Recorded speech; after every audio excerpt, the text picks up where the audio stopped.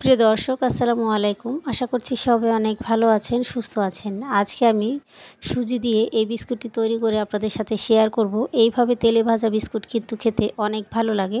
আর এই বিস্কুটগুলো বানিয়ে অনেক দিন পর্যন্ত রেখে দিতে পারেন। আর এইভাবে বিস্কুট তৈরি করে বিকেলে চায়ের সাথে কিন্তু পরিবেশন করতে পারেন।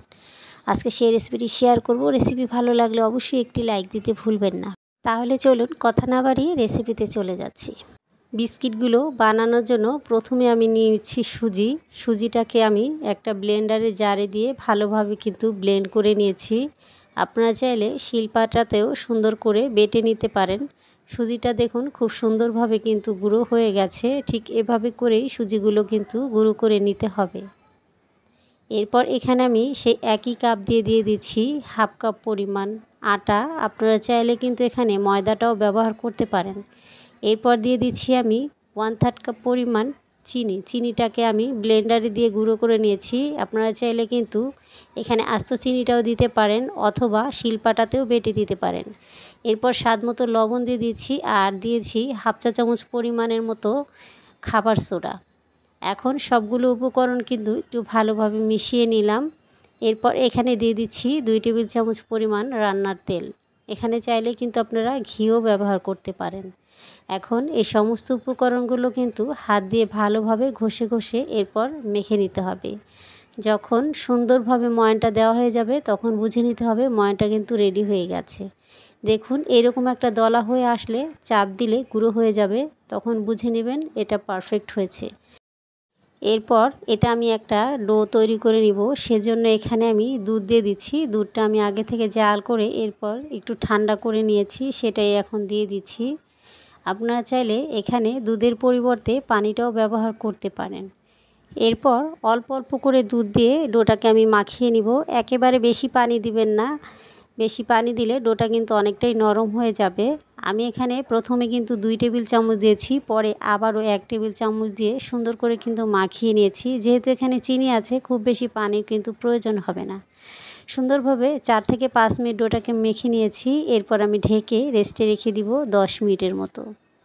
ফিরে আসলাম 10 মিনিট পর। এখন ঢাকনাটা উঠিয়ে নিচ্ছি। এরই মাঝে কিন্তু ডোটা অনেকটাই সেট হয়ে গেছে আর সুজিগুলো অনেকটাই ফুলে উঠেছে। অবশ্যই 10 মিনিটের জন্য রেস্টে রাখতে হবে, যেহেতু এখানে সুজি দেওয়া আছে। সুজিটা কিন্তু এই 10 মিনিটে অনেকটাই ফুলে উঠবে। এরপর আমি একটা চামচের সাহায্যে ছোট ছোট লেচি করে হাতের মাঝে নিয়ে একটু গোল করে শেপ দিয়ে দিয়েছি। দেখুন ঠিক এভাবে করেই বিস্কুটগুলো আমি তৈরি করে নেব। আপনারা চাইলে লম্বা করে দিতে পারেন, সেটা আপনাদের পছন্দ। তো আমি আরও একটি বিস্কুট তৈরি করে আপনাদের একটু দেখিয়ে দিচ্ছি। একইভাবে সবগুলো বিস্কুট কিন্তু আমি তৈরি করে নিয়েছি। দেখুন মাশাআল্লাহ বিস্কুটগুলো দেখতে এখনই কত সুন্দর লাগছে। এখন চলে যাব চুলাতে, এই বিস্কুটগুলো ভেজে নিব। বিস্কিটগুলো ভাজার জন্য চুলাতে কিন্তু তেল বসিয়ে রেখেছি। তেলটা হালকা গরম হয়ে গেছে। এই পর্যায়ে এসে একে একে বিস্কিটগুলো দিয়ে ভেজে নিব। আমি এখানে সবগুলো বিস্কুট কিন্তু একসাথে দিয়ে ভেজে নিচ্ছি।